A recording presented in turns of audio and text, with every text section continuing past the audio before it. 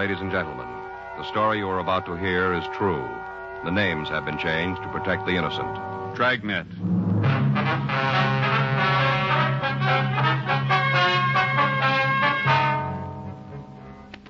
You're a detective sergeant. You're assigned the burglary detail. A jewelry store has been robbed. Merchandise amounting to $5,000 has been stolen. The thief made good his escape. Your job? Find him.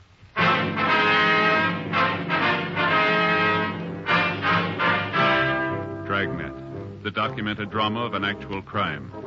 For the next 30 minutes, in cooperation with the Los Angeles Police Department, you will travel step by step on the side of the law through an actual case transcribed from official police files. From beginning to end, from crime to punishment, Dragnet is the story of your police force in action. It was Sunday, September 8th. It was warm in Los Angeles. We were working the day watch out of burglary detail. My partner's Frank Smith. The boss is Chief of Detectives Thad Brown. My name's Friday. We were on our way out to the scene, and it was 10:18 a.m. when we got to 6247 28th Street, the jewelry store. I'll be right there. Yes, sir? It's not a very big place. Probably more room behind that partition there. Yeah. I'm coming. You the police? Yes, sir, that's right. This is my partner, Frank Smith. My name's Friday. I'm glad to meet you. How you do, sir? My name's Hemp, Ray Hemp. This is my store. Yes, sir. Sorry I kept you waiting. I was back in the kitchen making some tea. I was a little nervous, you know. Thought it might help. Mm-hmm. You gentlemen care for some? No, sir. No, thanks, sir. When did you discover the theft? Well, I got back to the store about 40 minutes ago. Saw what had happened, and I called the police right away. Is everything like you found it? Yes, sir. These cases open? That's right. I haven't touched anything in here. Didn't want a chance messing anything up. Yes, sir. Didn't leave very much, huh? A couple of watch bands is about all. Really cleaned out the place. Now, about the watches, what kind were they? Mostly wrist models. A couple of pocket size. Uh-huh. All different brands, but I just got a bunch of long jeans in. Took every one of them. Yes, sir. Cleaned me out. Can you tell us how they got into the store? Yes. I'll show you how they chopped a hole right through the wall. All right, sir. Right through the wall. In the back. Came right through. You can see there. Goes right into the storeroom of the barber shop next door. Uh-huh. Sure made a mess of the place. Plaster all over the floor. Yes, sir. Pretty much ruined the wall, too. Yeah. Wanted to make sure they'd have enough room. See, the hole must be about 3 feet across, Joe. You can see there, right into the storeroom. Yes, sir. I'd better check over there, huh? Oh, I forgot to tell you. The back door to the barber shop is open.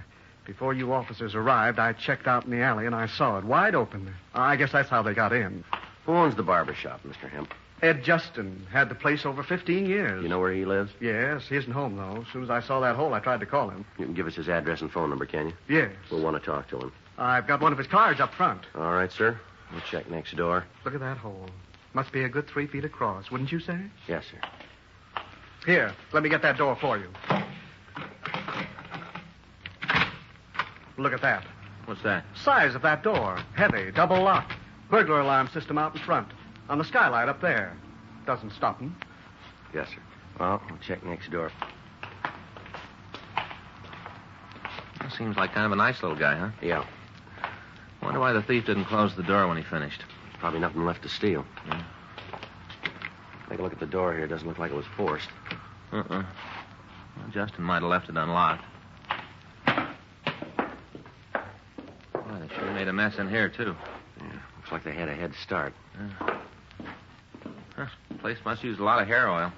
Yeah, only that's liquid soap there. Oh, yeah. Doesn't look like there's any tools around. Well, How you doing? take a look. Want you find something? Come here. What? In the dust here. Can you see it? Yeah. The impressions? Looks like a stocking foot, huh? Yeah. Well, the guy must have worked with his shoes off. That's the way I'd call it. You notice right here? Where? In the middle of the print? The stains? Yeah, looks like it could be blood. Possibly might have cut his foot. What do you think? Uh-huh. Well, let's call the crime lab. Have them send a crew out to go over both places. Huh? Yeah. Joe, Now? take a look at the skylight up there. Mm-hmm. It's broken. You better check the roof, huh? All right. Sure looks like hair, Tony. Yeah, it's green. Yeah. There's the drain pipe there. Might have used that to get up. Mm-hmm. We'll have the crew check it. Let's go back in. Yeah. Mr. Hemp? Yes? Find out anything? Well, we're not sure yet, sir. I wonder if you could tell us, is there some way to get to the roof of the building here? Oh, yes. Come on, I'll show you. There. You see? Up in the corner. Trap door. Mm-hmm. Hinged. Swings right up. Been a while since I've used it. You have something we can use to get up there? Mm-hmm. I've got a ladder. I'll get it. All right, sir. You want me to give you a hand with that? Oh, I can get it. All right. Here, you better let me help you with that. I'll swing my end over, and you can walk it right up under the trap door. All right, be careful now. All right. How's that? That's fine. That'll get it. You want to steady the ladder, Frank? Yeah.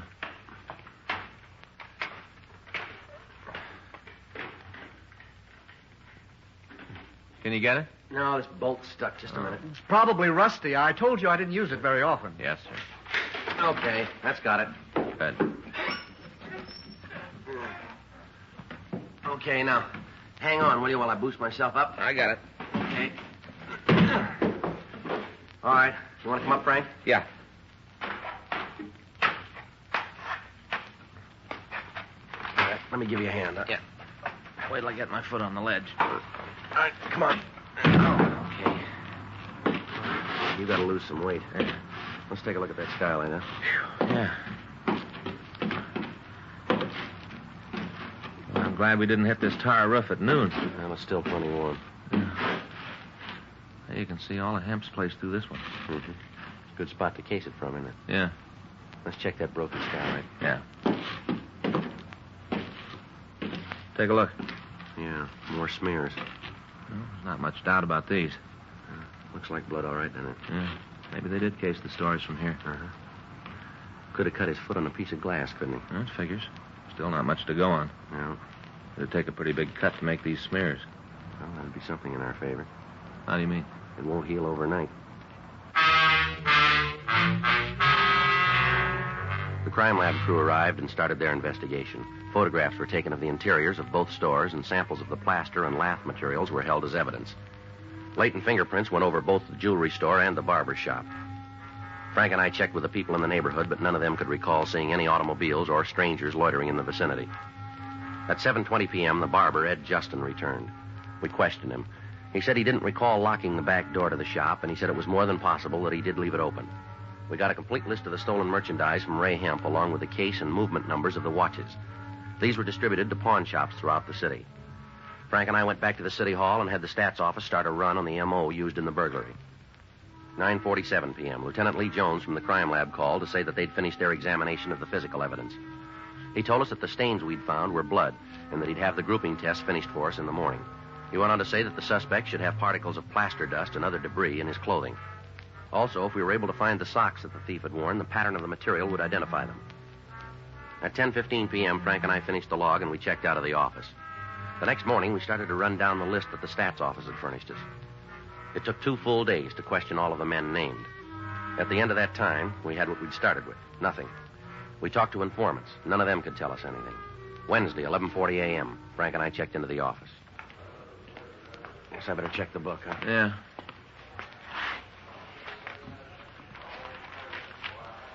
What you got? A call from Lucarelli over at Narcotics. Yeah. Says they picked up a guy this morning. Luke talked to him and figured maybe we'd want to see him. You say why? No, he didn't spell it out. He saw our teletype on the jewelry store thing. Yeah. It's about some watches. We put in a call to Sergeant Roxy Lucarelli at Narcotics Division. 5 minutes later, the suspect was brought to our office. He was identified as Frederick Gabriel Garth. He had a record listing several arrests for burglary and narcotics. He'd served 1 term at the county jail on the narcotics charge. He was brought into the interrogation room where Frank and I questioned him. What are you giving me trouble for? I'm clean. They found nothing on me. Is that so? Sure, the marks are old. Been a long time since I had a fix. Uh-huh. Well, what do you want from me? Information? On what? You've been around a while, haven't you, Garth? Sure, I'm a native son. And you must have a lot of friends. A couple. Any of them selling wristwatches? What do you mean? Well, you don't need a drawing for this now. Any of your friends selling watches cheap? No. You sure about that? What are you trying to build? The only way it came to us, you can steer us to a cheap watch. Well, you got it all wrong. I don't even own a watch. If I could buy one cheap, I'd have one. Is that right? Well, sure, I always wanted a good one. Mm-hmm. You know anybody who can lead us to a good buy? Well, what's in it for me? What do you got now? Nothing. Well, you're going to leave the same way. Well, no reason for me to give you a hand, then, is there? Then put it down that we're going to have you in here again. The way you act now will go on the books. How about it, Garth? Who's going to know? You, Smith, and me. For real? Won't do us any good to spread it around town, will it? Okay, I met a guy last night. Showed me a watch he bought for $5. What'd it look like? Gold. Pretty good watch. This fella a friend of yours? I know him, that's all. You got a name? Yeah, Victor Gordon. Where'd you see him? Hot dog stand. Where's that? Out on Western. Western's a long street. Corner of St. Andrews. What's this Gordon do for a living? I don't know. I just see him around the hot dog stand once in a while. You live around there? Yeah, I got a room near 39th and Western. I don't know the number. It's a big green place. Got those kind of plastic shingles on the roof. Red ones. Mm-hmm. You show it to us? Yeah, a friend of mine has a car. We drove him home a couple of times. Did you get a good look at the watch last night? Yeah? What kind was it? Longy. You're pretty sure about that, are you? Sure, I looked at it pretty good. He took it off his wrist, asked me if I thought it was worth $5. Uh-huh. Well, I told him it was. At least I'd pay that for it. It was a real beauty. All right.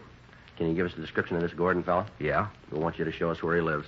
Well, I've ridden this far. No reason to get off now. You got any more on him? You're going to find out anyway. Yeah? This Gordon, Uh-huh. he's an ex-convict.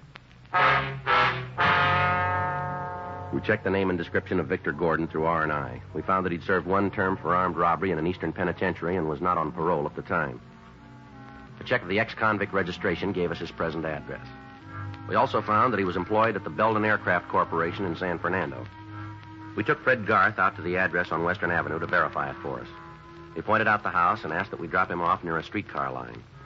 After that, Frank and I returned to the rooming house, and we went up to the third floor. We knocked on the door to Gordon's room, and he asked us in. I know what you're climbing on me for. Why all the questions?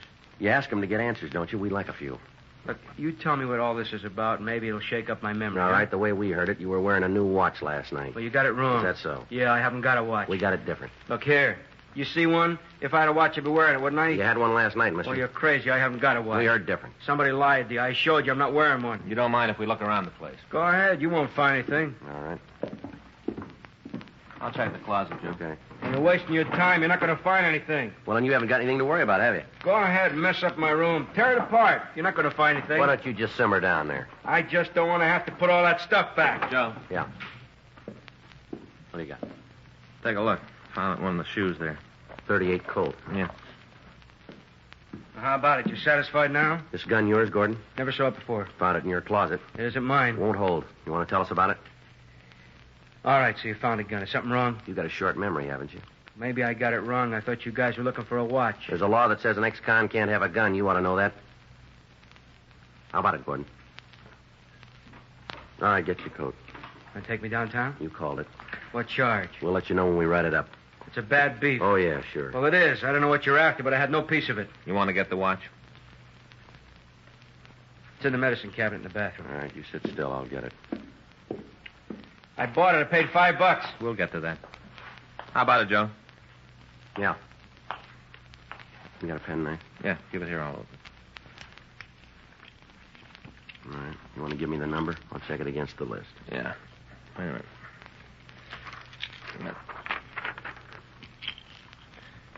It's kind of hard to see. It's 1, 6, 7, 5, 8. I think the next one's a 9. Let me see then. Yeah, that's a 9. Is it on the list? Wait a minute. Look, I didn't steal it. I was wrong about the gun, but I didn't steal the watch. Look, just sit still. How about it? No, it's not here. Wait a minute. Try the other side. Mm-hmm. Gordon, you're in trouble. Yeah, I know. The gun. No, that's only half of it, this watch. Yeah? It's listed as stolen.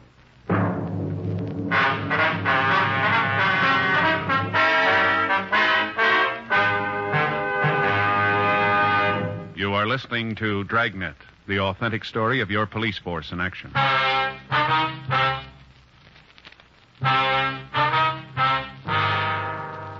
The suspect was taken downtown and questioned. He continued to deny any part in the thefts. We put in a call to the place where he worked, and we verified that he'd been there on the night of the burglary. After a half hour of questioning, Victor Gordon told us about the man he'd bought the watch from.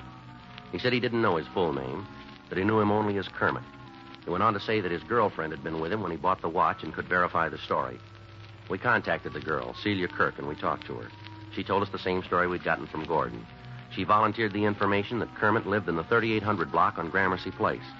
She also told us that his girlfriend lived in the 2900 block on 9th Avenue. We got a complete description of the man, and we checked it through R&I. We came up with a package for a Kermit J. Wayne. When the mugshot was shown to Gordon and Celia Kirk, we got a positive identification.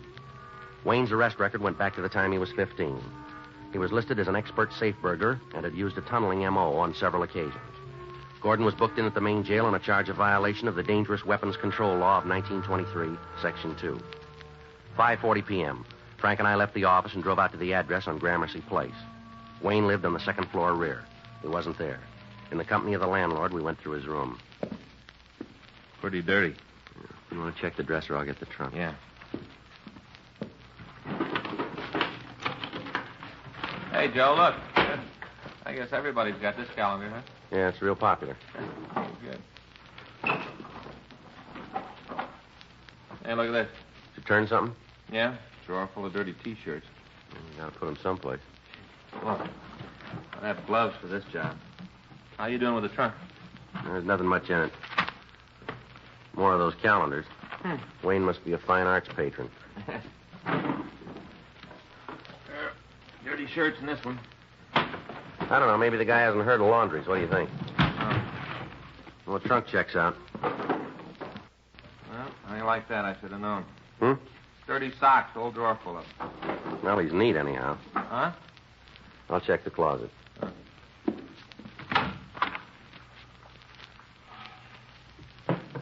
A lot of hangers, not many clothes. Maybe the guy's broke, but that's no reason to be so dirty. How about that bundle there? I haven't looked at it yet. Wait a minute.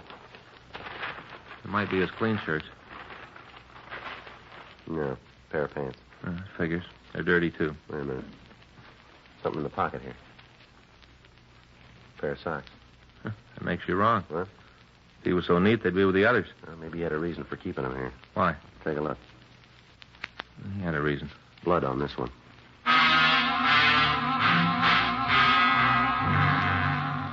We checked out the rest of Wayne's room, but we turned up nothing to further tie him in with a burglary. We got a description of his car from the landlord, and before we left, we made arrangements for a stakeout to be set up on his room. We took the pair of pants and the blood-stained socks down to the crime lab for examination. 8:20 p.m. Frank and I drove over to 9th Street to try to find Kermit Wayne's girlfriend. We checked the 2900 block, and we found a car that matched the description of the one owned by the suspect. We checked the white slip and found the car was registered to Wayne. Frank pulled two of the leads to the spark plugs, and we went back to our car to wait for Wayne to show up. The night dragged on. 4:29 a.m. It's been almost 8 hours, huh? Yeah. Something had happened, don't you? Put in with you. Joe? Hmm? You ever notice around the city all the clocks that are stopped? No, I can't say that I have. You know, on business places, storefronts, walls, all over. Well, what brought that on? Oh, I was just thinking a little while ago. You know, some smart fella did a lot of work fixing them. All the clocks that don't run. Mm-hmm. They're only right 2 times a day. What? Clocks that are broke. Twice a day they're right. How'd you like to be right only twice a day? Some fellas would be all right. Like who? Guys that bet on the horses. Oh, yeah, probably would. Never thought of that. Wouldn't be so good if you worked in a chicken hatchery, though. Where? Chicken hatchery. What do you mean? Well, those guys up there, they look at baby chicks. They're a day or so old, and they tell what they're going to be. You know, men or women. What? Well, they're going to be roosters or hens. Oh, yeah. Pretty good money in it. Well, that's a new one on me. Yeah, but you got to be right. None of this twice-a-day stuff. You know, say a guy bought 100 little baby chicks expecting to get, 98 hens and 2 roosters. Mm-hmm. And he finds out he got just the opposite, 98 roosters and 2 hens. How do you think he'd feel? Disappointed? You bet he would. That guy'd be looking for a new job, too. Yeah, well, maybe he could fix those clocks, huh? Well, sure be a lot of money in it for Hold it. somebody, huh? Across the street. Yeah, I see him. Talking to somebody inside there. I can't see him too good. Not the right height, though. Yeah. It's coming this way now. Notice the walk? Checks out all the way. Yeah. It's him. All right, wait till he gets in the car. Well, let's go. Right. Hey, fella. You Kermit Wayne? Hey, what is this? Police officers. Are you Kermit Wayne? Yeah, what? Get out of the car. Come on. Keep those hands where we can see them. Why you want to talk to me? Come on, get out. Just put it down the way you walk, huh? This don't make sense. It does to us. What do you mean? You limp.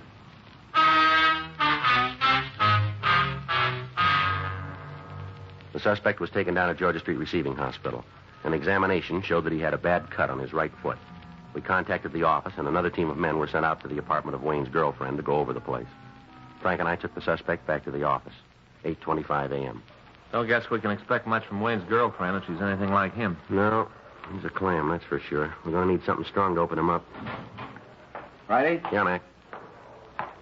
How'd you do out there? Think maybe we got something for you. Yeah. Where's the guy? The next office. Here. You taking a trip, Mac? Suitcase is for you.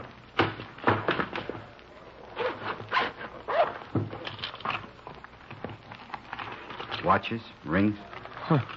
Wayne's girlfriend didn't know it, but she was in the jewelry business. Oh, look at this. All Longines. How about serial numbers? Haven't checked him yet. As soon as we found this, we came right over. All right. We'll run them. Do you have any trouble? No, really. She was pretty cooperative. Didn't see what was going on. Mm-hmm. We told her Wayne was in custody, gave her a big story. Tells easier than it was. How'd you locate the stuff? When we told her about Wayne, she remembered the suitcase he wanted her to keep for him. Mm-hmm. He told her it was some war souvenirs. Didn't like to leave them in his room. Mm-hmm. Real surprised when she saw the contents. Then she got mad. Said he'd always promised to buy her a good watch. Never had. Well, she can start looking for a new Santa Claus, huh? Yeah. Wayne won't be shopping for some time.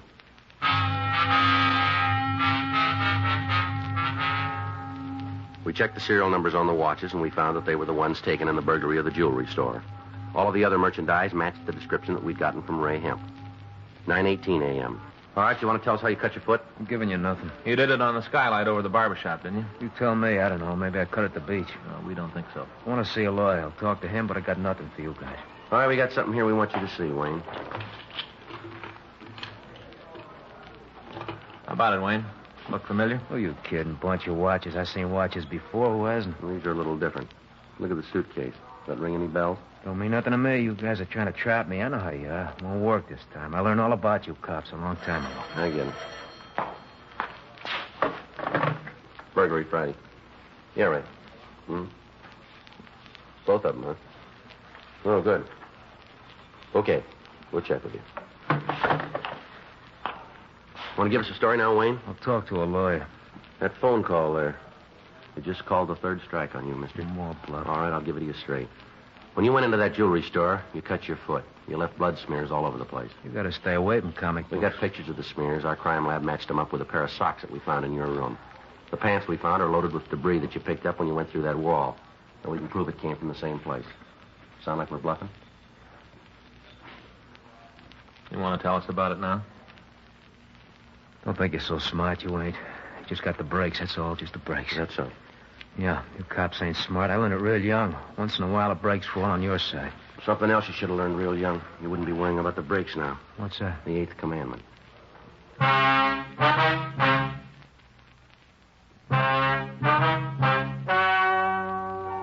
The story you've just heard is true.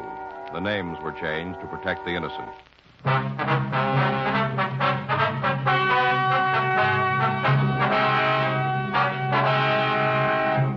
Kermit J. Wayne was tried and convicted of burglary in the first degree. Victor Cavell Gordon was found guilty of violation of the Dangerous Weapons Control Act and received sentence as prescribed by law. Burglary in the first degree is punishable by imprisonment in the state penitentiary for a period of not less than 5 years. Violation of the Dangerous Weapons Control Act is punishable by imprisonment in the county jail for a period of not more than 1 year, or a fine of $500, or both such fine and imprisonment. You have just heard Dragnet, the authentic story of your police force in action, and starring Jack Webb, a presentation of the United States Armed Forces Radio Service.